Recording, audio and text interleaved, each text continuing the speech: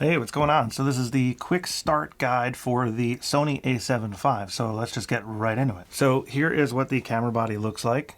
And the first thing we're going to need to do is put the battery in there, and we're going to have to get this sucker charging. So this is the battery. This is actually the neck strap. So you could take this off and put the neck strap on if you want. It just weaves through these little connectors here, and then you could like hang the camera like around your neck and stuff. That's what the neck strap's for. Highly recommend putting this on. I'll show you a little illustration for how you actually weave it through these little connectors. It's not that hard, but it kind of has to go like in and out, sort of. But anyways, that's what this is. Now in the box, it's supposedly coming with a charger, something similar to this, but I recommend just buying this one. This is an Anker, and this is a 65-watt charger, and it actually has two USB-C ports on it. So I just carry this around in my camera bag all the time.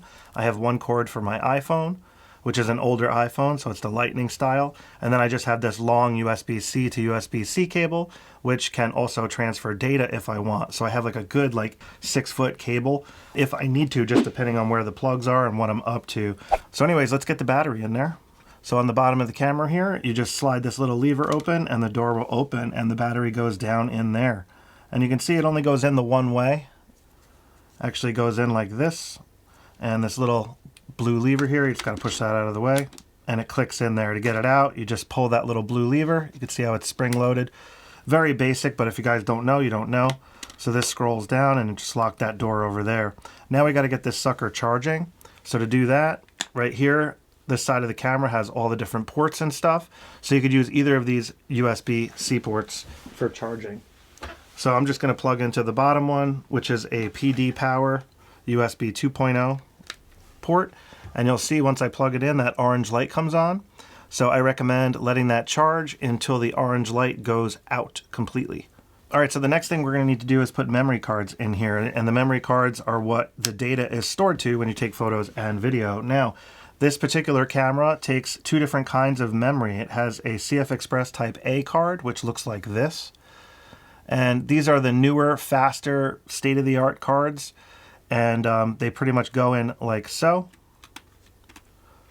And it just clicks in like that. You just click it again and it'll come out. So this is a dual slot here. So you can actually use regular SD cards as well in the same slot. So they just go in backwards. So they'll go in this way, and now the SD card is in there.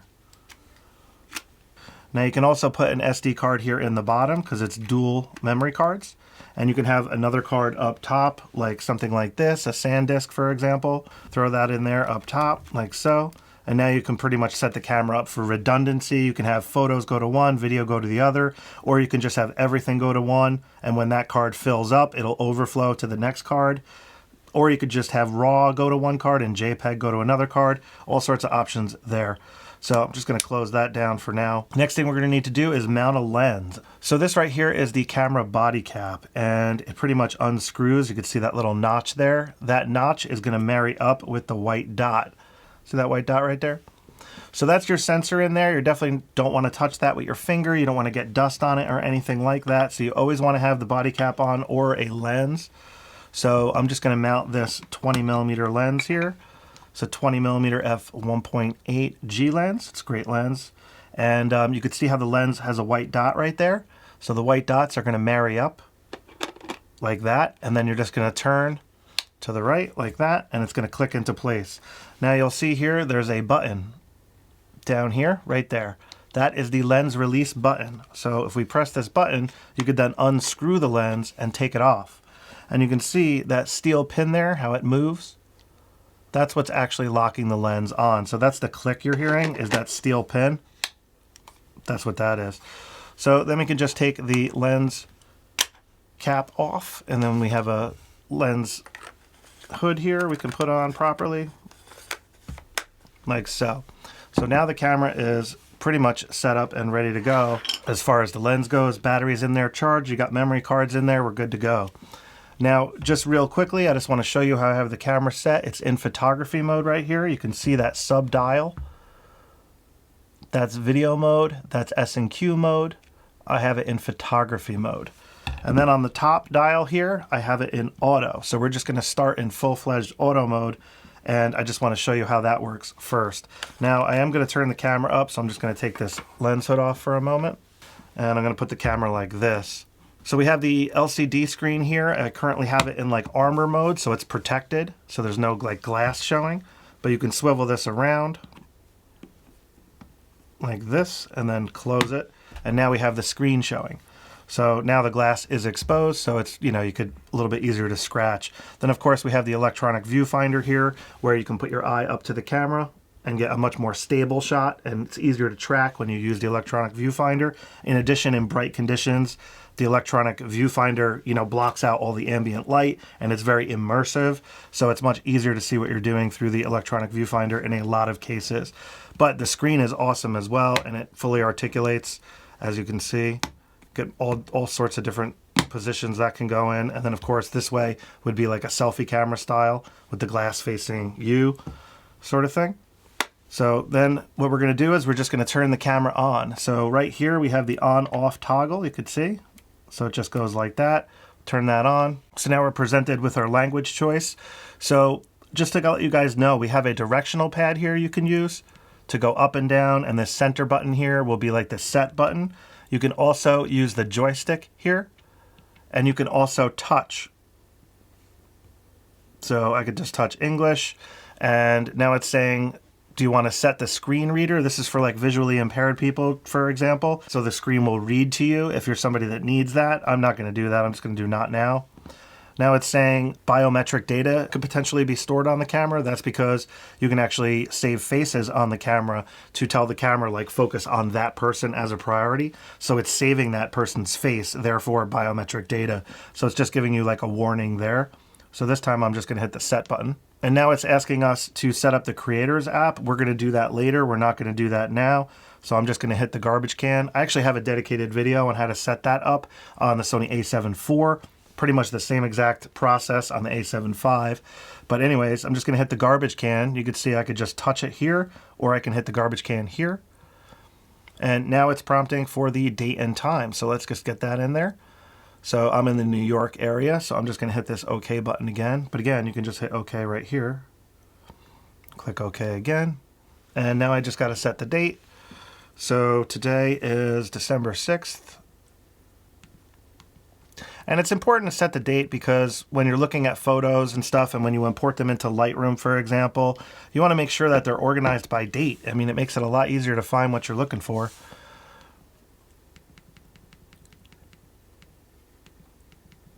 All right, 9:02 a.m. and I'm just going to hit the OK button right here. Notice you also have the option for 24-hour if you would rather use that type of clock, military time or whatever. Now this is the power off temperature. I recommend just setting this to high, so you can set it later if you want. What this means is that when recording video long form style in like 4K 60, for example, the camera will get quite warm, and after a certain amount of time the camera will eventually overheat and shut off. So this will allow it to go longer before it shuts off, meaning that the camera will get warmer. So they recommend that you have it on a tripod in these cases because, you know, the camera will get quite warm. It's not going to burn you or anything like that, but Sony recommends you put it on a tripod just to let you guys know if you're doing that extended recording where the camera is going to get quite warm. And again, here it's telling you that the temperature may rise. I'm just going to click OK. There we go. And the Creators app, it's just letting you know that you can transfer photos to your phone with the Creators app. So we're going to want to set that up at some point if you guys want to do that. But I'm going to skip that for now. And it just says understand and close. No problem. All right, so now it's telling us about gestures. So this camera is a touchscreen, and you can actually swipe menus in and out and up. So that's what it's telling us right here. Just like an iPhone. Think of it like your smartphone, how you can swipe and stuff to change pages. So watch, I'll show you. If I swipe to the left, there's more options just came in. See that?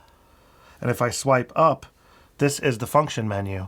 So you can get to the function menu by hitting this function button right here, or by swiping up and down. So watch, see?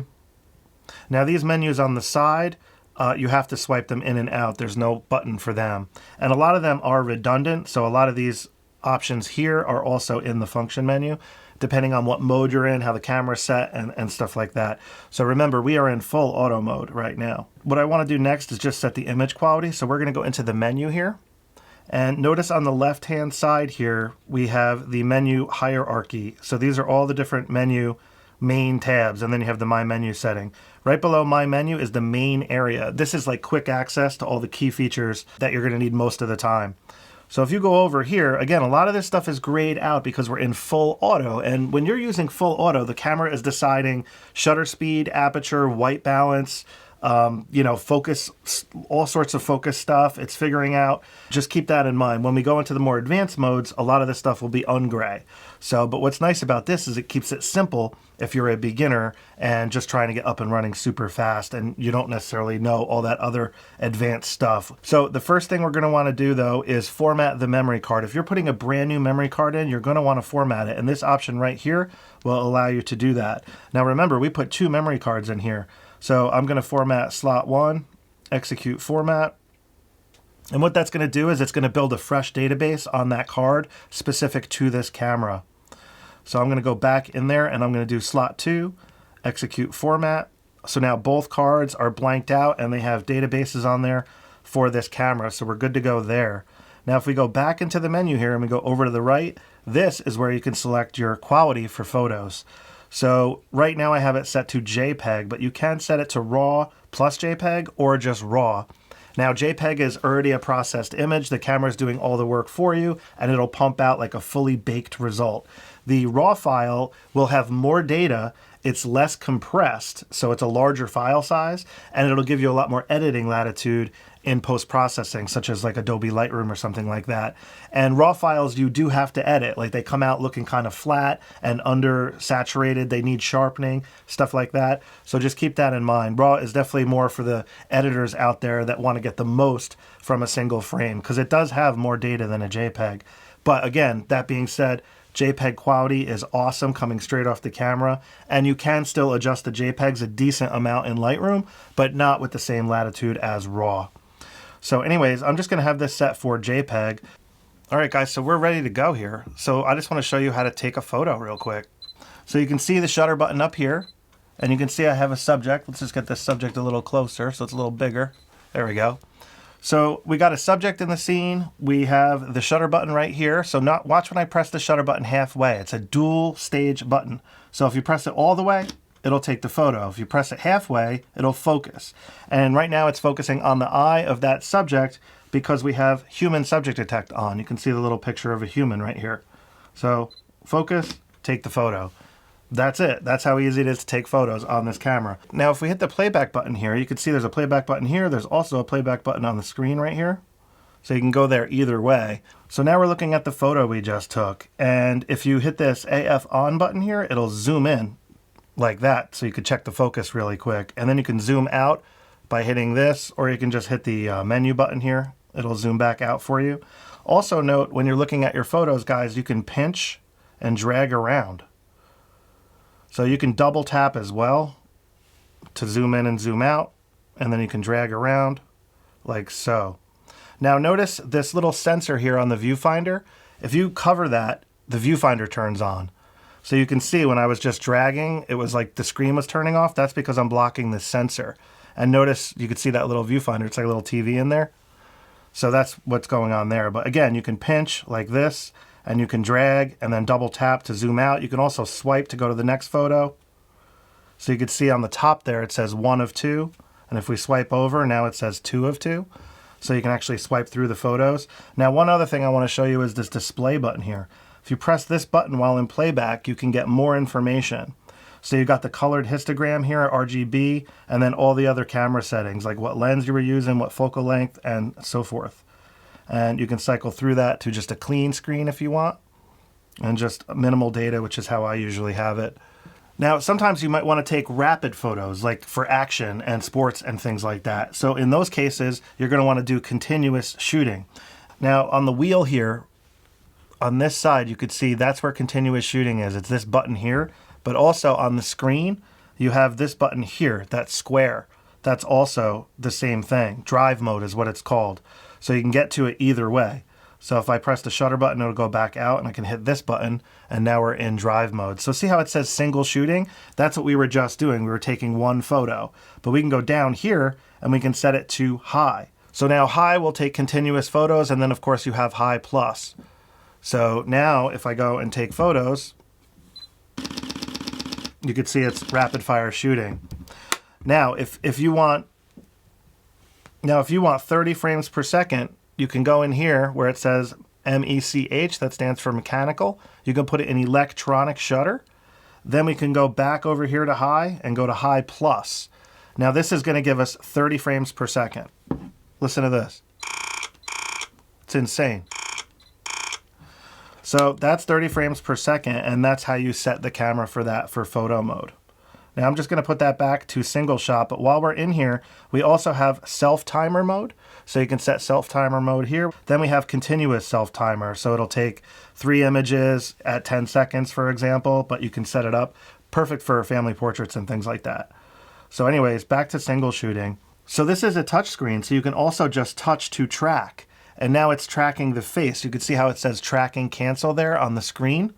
So I could track back here, like on the fan, for example. And now if we move the camera, you could see how it's just going to track the fan. I could touch the subject, and now it's tracking the subject. You could move the subject, and it's going to track that subject around. You can see the eye there. It's just tracking the subject. So this is by default set up for touch to track. And you can see that icon right here. If I block that, you can see that touch to track icon. That's what that is. So to cancel tracking, there's a little box up there, or you can just press the center button on the back of the camera, and that'll cancel tracking, and it'll go back to default. Now subject detect, if I just click in there, you could it toggles through the different subjects. So you got birds, animal, cat, bird, insect, car, train, airplane, and auto. So auto is just going to detect all subjects, so I would recommend just leaving it on auto for now, but it's up to you. Sometimes it'll switch between a car and a human and an animal and stuff like that, which I find convenient, but that's where that option is. So that's pretty much it as far as photo mode basics in full-fledged auto mode. Now if you want more power, you can switch this to program auto mode, and now a lot of this stuff ungrayed out. So you get way more power now, and we'll go more into this, guys, in the full-fledged beginner's guide. And then we can go into aperture priority. And now if we turn the dial, you could see how it's changing the aperture. Program auto, you can actually change the dial as well, and it'll change both options. So it's changing the aperture and the shutter speed for you. Now shutter priority, you can see now the shutter here is lit up, and I can change the shutter speed by turning the dial. And if we put it in manual mode, so this dial here on the back will do the shutter speed, and this dial here on the front will do the aperture. And then the dial here on the back, you can set for ISO if you want, but by default you have to press in to get to ISO. And here is the ISO if you want to hard set that. Just have it set to auto for now. You can also get to the ISO by just touching right here. And you can go to the right if you want to hard set that. You also have exposure comp right here. So when we hard set the ISO, the exposure comp switches to a meter here, and it's just letting us know that we are underexposed. So we can just change the shutter speed to get that to 0 if we want, like so. All right, guys, so let's switch the camera into video mode real quick here on the dial.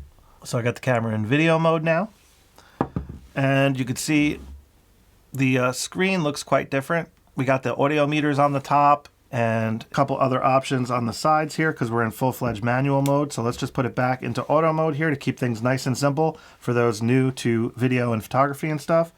So now basically all we got to do is hit this record button here to start recording. But first, I want to go in there and go to the main area, and we're going to want to set our image quality and frame rate.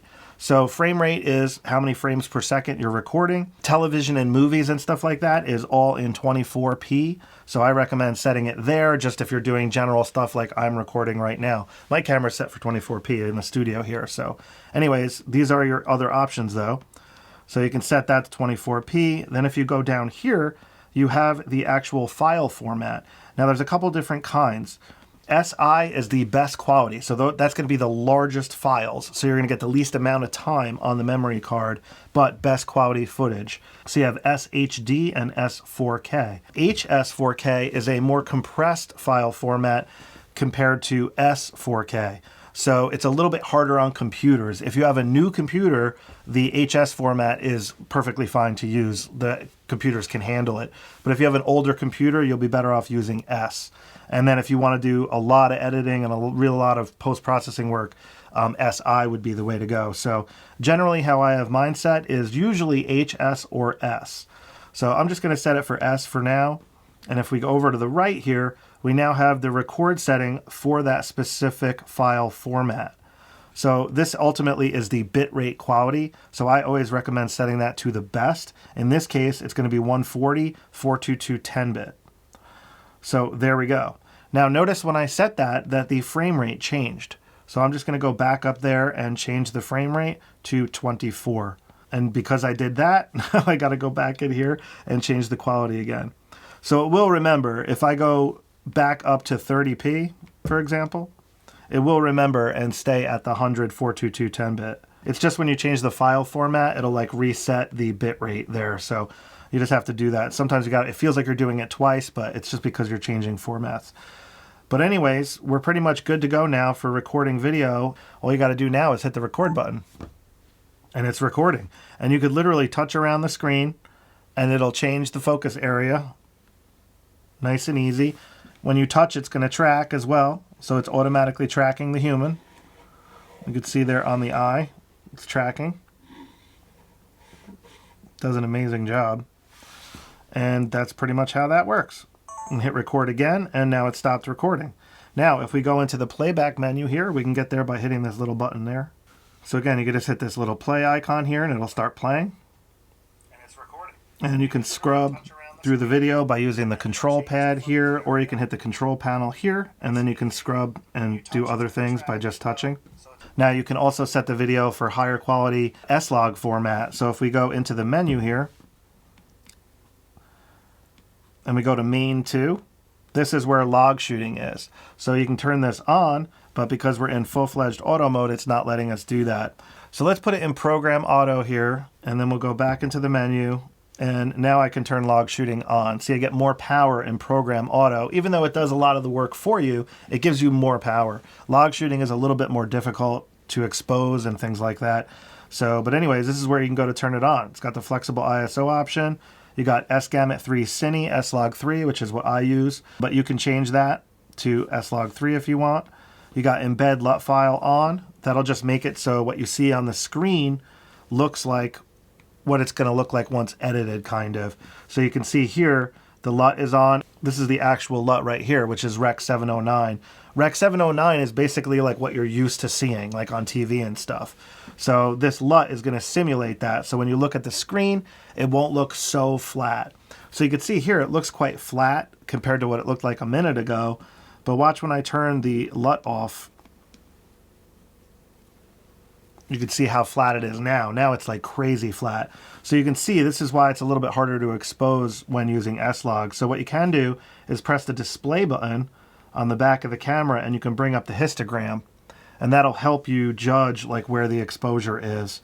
So that's pretty much how video works when it comes to S-Log. All right, guys, that pretty much wraps up this quick start guide. We went over how to take photos quickly, how to record video fairly quickly, and then we went through the playback menu as well. So there is a ton of other features on this camera, and I'm gonna do a deep dive beginner's guide. I'm actually gonna try to break it up into pieces this time, I think. And I'm going to go over all these features in detail, and I'm going to do like a demo in the lab here showing you how it works and stuff. So I really hope you got something out of this video. I will catch up with you guys next time. If you're looking to learn more, stay tuned for more videos as they will be coming soon. All right, guys, thumbs up, hit that subscribe. That'd be awesome, and have a great day.